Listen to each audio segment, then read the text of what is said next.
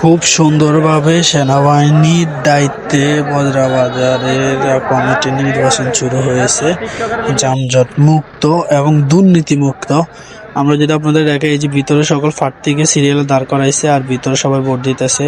আর এখানে আমরা কিছুক্ষণ আগে কিন্তু জাম দেখছিলাম, এখন সম্পূর্ণ ক্লিয়ার।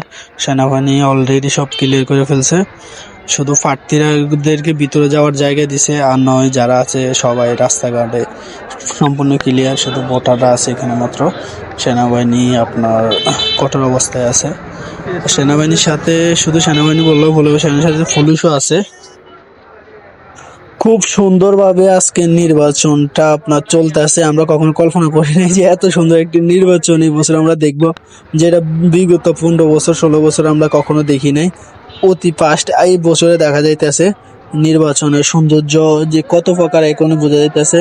আর সকল প্রার্থী, এই যে সেনাবাহিনী, এই যে দুটো একটা গাড়ি এসে গাড়িগুলো বের করে দিতেছে। তারপর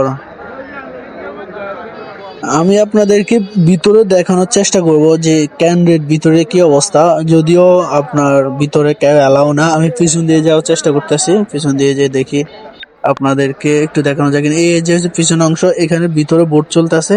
এদিক সম্পূর্ণ খালি। এখানে ওই যে দুজন পুলিশ বসা আছে, সেনাবাহিনীর লোক আছে।